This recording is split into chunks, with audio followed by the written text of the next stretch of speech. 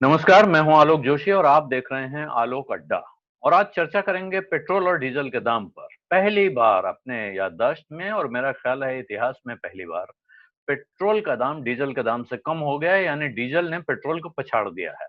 अब इस पर डीजल को बधाई दी जाए, पेट्रोल के को ढाढ़स बंधाया जाए या चिंता की जाए, ये सवाल है। इस सवाल पे हम चर्चा करेंगे।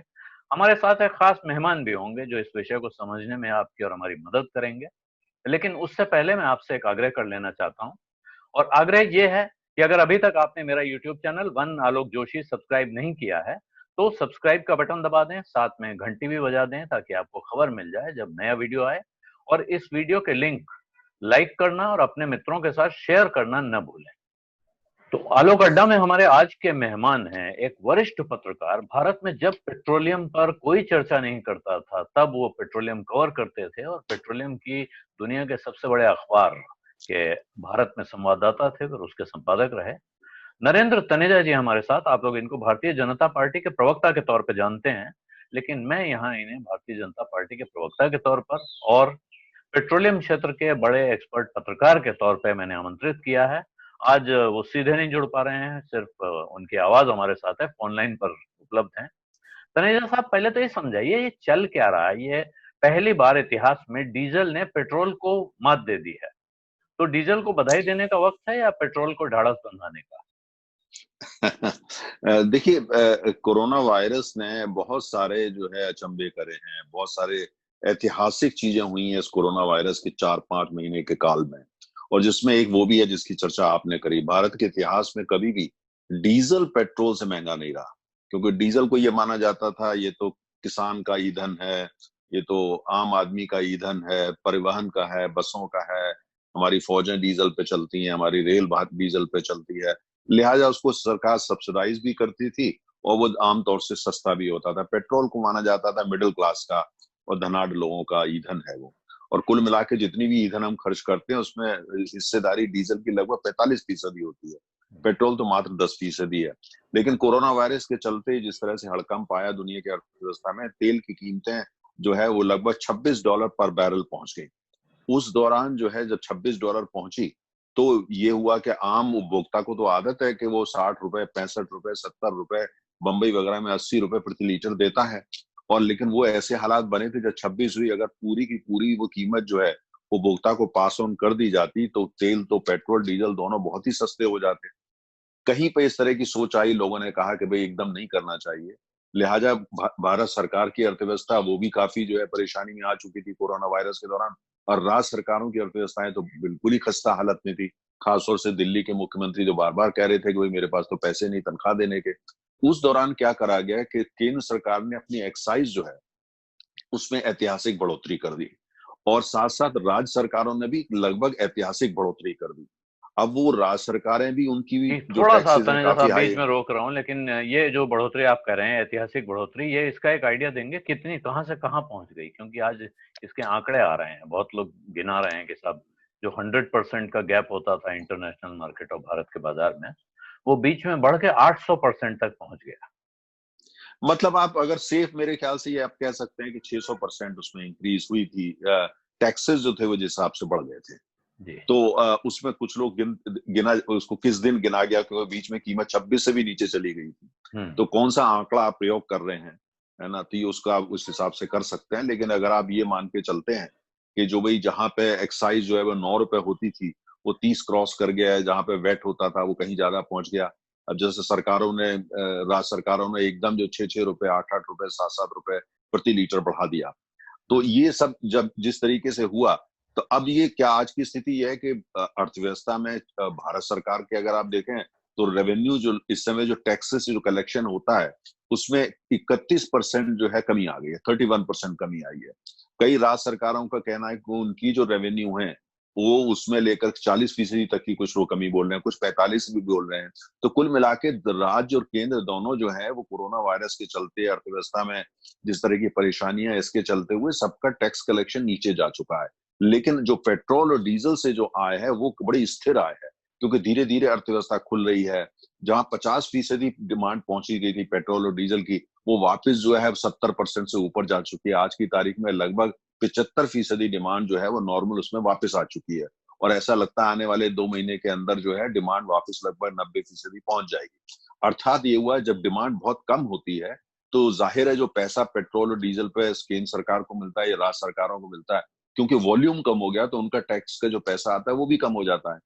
तो वो इस तरह की, और अभी भी केंद्र सरकार राज्य सरकार दोनों का कहना है, क्योंकि वॉल्यूम अभी 100% नहीं पहुंचा है, वहां नहीं पहुंचा जो प्री कोरोना था, तो अभी जो उनकी जो इनकम है वो कलेक्शन है वो काफी कम है। लेकिन साथ में ये भी बात तय है कि आज आप पेट्रोल पंप पे जा रहे हैं तो जो आप पैसा पे कर रहे हैं, दरअसल पहले ये होता था 50% जो पैसा देते थे वो 50% मोटा मोटा सरकारों पे चला जाता था, चाहे वो केंद्र पे जाता था राज्य सरकारों पे जाता।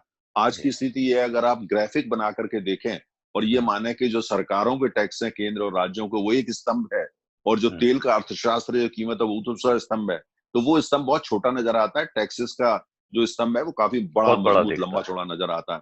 तो जी। इसलिए जो है अब तर्क, अगर ये थोड़ा तर्क संगत नहीं लगता, न्याय संगत तो बड़ा शब्द हो जाएगा लेकिन तर्क संगत नहीं लगता, क्योंकि अर्थशास्त्र के भी कुछ सिद्धांत होते हैं।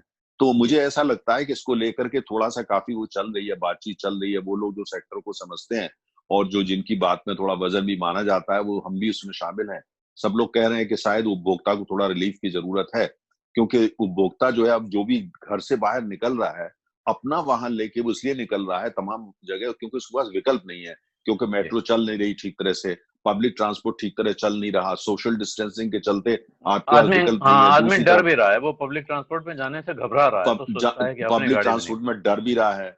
तो वो व्यक्ति जो पहले कभी पब्लिक ट्रांसपोर्ट सिर्फ शनिवार और इतवार को यूज करता था परिवार के साथ जाने के लिए, आज अपनी वो गाड़ी। रोजाना अपने काम के जाने के लिए उसका प्रयोग कर रहा है। तो ऐसे में अब ये प्रश्न बनता है, क्या ये तर्कसंगत है? क्या आप जो है ऐसे में उसको जो है ये कहें कि भाई आप टैक्स के लिए इतना पैसा दें, चाहे वो केंद्र का हो या राज्य का हो? तो मुझे एक लगता चीज है जो कि मैं एक, पूछना चाह रहा हूँ कि क्या ये कहना सही होगा कि इस वक्त दरअसल सरकार चाहे भी तो उसके लिए बहुत मुश्किल है ये ड्यूटी कम करना, क्योंकि उसके जो कमाई के दूसरे ज्यादातर रास्ते इस वक्त बंद हैं। यही एक जगह दिख रही है जहां उसकी बिक्री भी हो रही है और इस पर कमाई भी हो रही है, और इसमें केंद्र और देखिए राज्य का हिस्सा भी है। देखिए केंद्र और राज्य दोनों इस समय इस हालत में है कि दोनों के जो इनकम होती है, जो रेवेन्यू उनका टैक्सेस से होता है, वो बहुत ही परेशानी में है। हम्म। मैंने जैसे कहा केंद्र का ही 31% कम हो चुका है। आप अंदाज लगाइए कि आपने पूरे साल का बजट पेश किया, आपने तमाम योजनाएं बनी, चाहे वो फौज के लिए योजना थी या शिक्षा के लिए थी या मेक इन इंडिया के लिए थी या तमाम और चीजों के लिए। जब आपके पास पैसा ही नहीं होगा तो आप उसको इम्प्लीमेंट कैसे करेंगे? और राज्य सरकारें जो है उनकी तो कईयों की ये स्थिति बन गई कि तनख्वाह देने के पैसे नहीं है। तो इसलिए समस्या इस समय जो है ये एक धर्म संकट आ गया है कि अगर आप उपभोक्ता को राहत देते हैं तो राहत देंगे भी तो कितनी दे लेंगे? 2 रुपए की दे देंगे, 3 रुपए से ज्यादा तो संभव नहीं हो पाएगी। तो कुल मिलाकर के इस समय बहुत ज्यादा विकल्प जो है वो आपके पास नहीं है। और अगर आप करना चाहेंगे वो एक राजनीतिक फैसला होगा कि लोग बहुत नाराज हो रहे हैं। लेकिन दूसरी तरफ ये भी बात सही है कि अगर राज्य सरकारें केंद्र सरकारें दोनों 2 रुपए 4 रुपए की राहत देती हैं तो कहीं ना कहीं से उनको वो पैसा लाना पड़ेगा, और यही उपभोक्ता जो टैक्स का पैसा देता वो कहाँ से पैसा देगा ये भी समझ में नहीं आता, क्योंकि जी। अर्थव्यवस्था भी पूरी तरह पटरी पर वापस नहीं आई है। हाँ, और क्योंकि तनेजा साहब आप पेट्रोलियम को अध्ययन करते हैं, गहराई से आपने पढ़ा है, और उसके साथ आपने पेट्रोलियम के दामों के इकोनॉमी पर जो इम्पैक्ट होते हैं उनको भी पढ़ा होगा। खास तौर पे डीजल का आपने जिक्र किया कि इसको किसानों का ईंधन माना जाता था, इसको पब्लिक ट्रांसपोर्ट का ईंधन माना जाता है, और ये माना जाता है कि डीजल का दाम बढ़ने का अर्थ होता है दुनिया की हर चीज महंगी हो जाना। तो डीजल इतना महंगा हो गया है कि डीजल पर एक्साइज ड्यूटी पेट्रोल से ज्यादा हो गई है। ये क्यों और कैसे हो गया? क्या ये सरकार नहीं मानती है कि डीजल को सपोर्ट की जरूरत है, डीजल का दाम पेट्रोल से कम होना चाहिए? देखिए पहली बात तो यह है कि पूरे विश्व के अंदर आप चाहे इंग्लैंड में देखें, जर्मनी में देखें, डीजल हमेशा पेट्रोल से महंगा होता है, हमेशा। क्योंकि डीजल को यह माना जाता है कि उसकी प्रोडक्टिविटी ज्यादा होती है, उसमें शक्ति ज्यादा होती है, कम डीजल खर्च से आप ज्यादा दूरी तय करते हैं, इसलिए वो महंगा होता है। और डीजल बनाने में, कच्चे तेल से डीजल बनाने में ज्यादा पैसा खर्च होता है। जब कच्चे तेल को आप रिफाइनरी में लाते हैं, सबसे पहले जो निकल के आता है वो पेट्रोल ही होता है। इतना आसान होता है, सस्ता होता है। डीजल जो है वो जर्मनी के एक वैज्ञानिक थे, डीजल, उन्होंने कैसे डीजल बनाया जाए इसकी विधि लेके आए थे, इसलिए डीजल महंगा होता है। लेकिन साथ में अब वो समय नहीं रहा जब ये कहा जाता था डीजल जो है भारत के किसान की का ईंधन है, क्योंकि आज जो है बिजली की समस्या काफी हद तक हल हो गई है। और हमारे यहाँ बिजली की जो है डिमांड से ज्यादा सप्लाई है। और किसान जो है वो काफी हद तक आजकल जो है वो बिजली का प्रयोग कर रहा है सिंचाई के लिए। घरों के अंदर भी उन कईयों के पास बिजली पहुंचे, तमाम चीज के लिए बिजली का प्रयोग होने लगा है। तो उसकी निर्भरता काफी हद तक डीजल से बहुत कम हो चुकी है। दूसरी तरफ परिवहन के अंदर, शहरों के अंदर सीएनजी की बसें काफी चलने लगी हैं। जैसे दिल्ली में तो पब्लिक ट्रांसपोर्ट सारा ही सीएनजी का है। तो इस स्थिति में थोड़ा परिवर्तन आया, वो पहले वाली बात नहीं है। लेकिन और रेल जो है ज्यादा से ज्यादा बिजली पे चल रही है। भारतीय रेल की योजना है कि आने वाले समय में सब रेल बिजली से चलेगी, डीजल बिल्कुल बंद कर दिया जाएगा। और तो इसलिए जो है कुल मिलाकर के जो अर्थशास्त्र, दूसरी तरफ अभी आज की स्थिति ये है कि जो डीजल का बोलते हैं ये इन्फ्लेशनरी इफेक्ट होता है। डीजल महंगा हो तो उससे मुद्रास्फीति बढ़ती है, अर्थात महंगाई बढ़ती है। जी। लेकिन आज की जो अर्थव्यवस्था है, आज जो सिचुएशन डिमांड सप्लाई की चल रही है, जहां पे कार वाले ने कार बना रखी है वो बिक नहीं रही, स्कूटर वाले का स्कूटर उतनी आसानी से बिक नहीं रहा, जिसने एक आयरन प्रेस भी बना रखी है वो आसानी से बिक नहीं रही। तो ऐसे में बहुत ज्यादा उसका महंगाई पर असर पड़ेगा ऐसा नजर नहीं आता। वो बहुत महंगाई के ऊपर डीजल का असर बहुत पड़ेगा पड़ेगा, लेकिन वो बहुत मार्जिनल होगा। ऐसा नहीं होगा कि वो आपको कोई मतलब सूजे हुए अंगूठे की तरह से दिखने लगे, ऐसा नहीं होगा। क्योंकि सारी अर्थव्यवस्था अभी भी कोरोना वायरस जो है उसकी काफी हद तक गिरफ्त में है। तो ऐसे में वो असर नहीं होगा। लेकिन इतना जरूर बनता है कि आम उपभोक्ता जब पेट्रोल पंप पे जा रहा है उसके बाद में ये दिमाग में जरूर आ रही है। लेकिन यह है कि सरकार को इस बात की भी थोड़ी राहत है, केंद्र राज्य दोनों को, कि $40 के आसपास ही कच्चे तेल की कीमतें हैं। आने वाले समय में बढ़ के 50-60 हो जाएंगी, ऐसा नजर आता नहीं। ऐसा नहीं हो पाएगा क्योंकि ओवर सप्लाई है आज भी। तो इसको लेके इन्हें लगता है शायद ये थोड़ा दिन परेशानी है, लेकिन शायद उपभोक्ता को आदत पड़ जाएगी। जैसे मैंने कहा कि विकल्प जो है चाहे वो केंद्र हो या राज्य हो, बहुत ज्यादा नहीं है।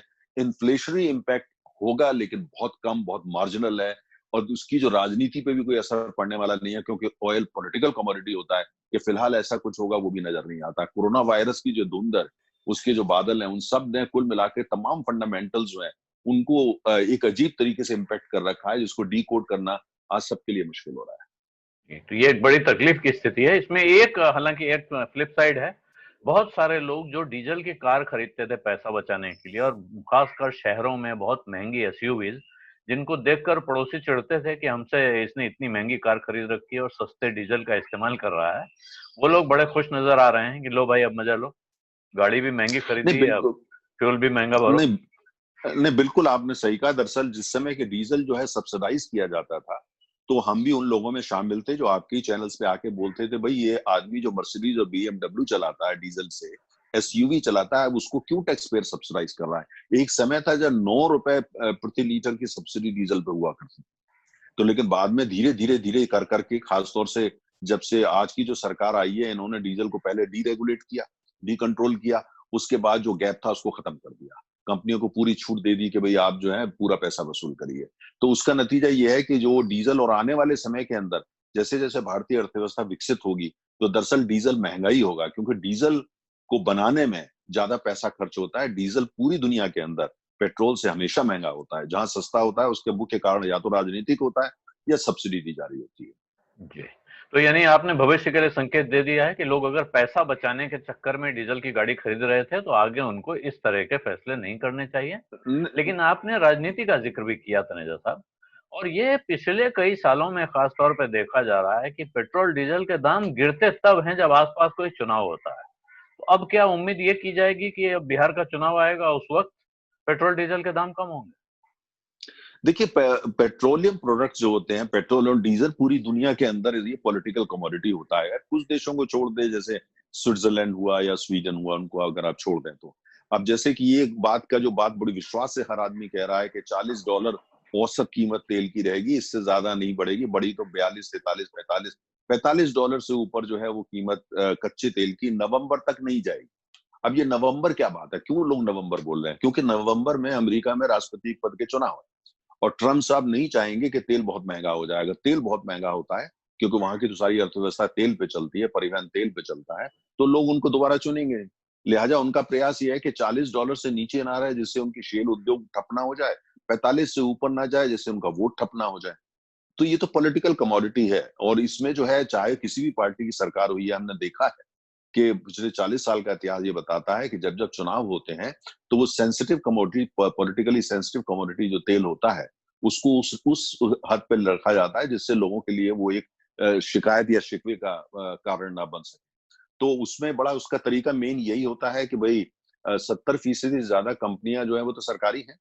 अच्छा, और कुल मिलाकर के Bharat petroleum, Hindustan petroleum, Indian oil, हालांकि मेरा हमेशा ये एक तर्क रहता है कि अगर ये डी कंट्रोल कमोडिटी है तो ये तीनों कंपनियों के पेट्रोल पंप पे कीमत एक क्यों होती है? तो कार्टेलाइजेशन हो गया, तो कार्टेल तो नहीं होना चाहिए, है ना? जी। अगर डी कंट्रोल्ड है तो भारत पेट्रोलियम क्या तेल की कुछ कीमत होनी चाहिए, हिंदुस्तान पेट्रोलियम में कुछ होनी चाहिए, लेकिन ऐसा नहीं होता। इसका मतलब ये लोग मिलकर तय करते हैं, वो तो कार्टेलाइजेशन है, ये तो गलत है।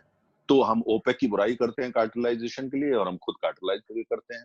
लेकिन दूसरी तरफ ये भी है कि उसका एक तो ये होता है कि भाई टैक्सेस जो है वो अगर आपको घटाने ही है तो चुनाव के समय घटाए जाए। तो ये एक ऐसी राजनीति है जिसको राजनीति वाले भी समझते हैं, उपभोक्ता भी समझता है, मीडिया भी समझता है, अर्थशास्त्री भी समझता है। होता हर बार भी है, प्रश्न हर बार उठते हैं, लेकिन जानते सब है ये क्यों हो रहा है। तो ये एक लोकतंत्र का ये भी एक मजेदार चैप्टर है कि सबको इसका उत्तर पता है लेकिन उसके बावजूद प्रश्न उठाए जाते जी। धन्यवाद तनेजा साहब, आपने बहुत अच्छी हैं। Thank you. जानकारी दी, खास सफाई दी इस विषय पे, और ये विश्वास भी साथ में कम से कम जनता के लिए कि यहाँ से बहुत ज्यादा बढ़ने की आशंका नहीं है। सरकार कोशिश कर रही है, सरकार इस बात पे विचार कर रही है कि कैसे राहत दे सके।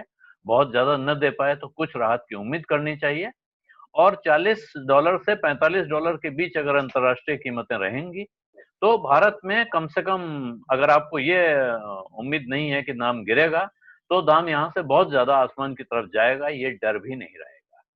इसी के साथ मैं इजाजत चाहता हूँ, बस उससे पहले एक आग्रह करूंगा कि इस वीडियो के लिंक अपने मित्रों परिचितों के साथ जितने ज्यादा संभव शेयर करें, और अगर मेरा यूट्यूब चैनल वन आलोक जोशी अभी तक आपने सब्सक्राइब नहीं किया है तो सब्सक्राइब का बटन दबाना न भूलें, साथ में घंटी भी बजा दें, तो आपको खबर मिल जाएगी कब नया वीडियो आया और कब नया लाइव आया।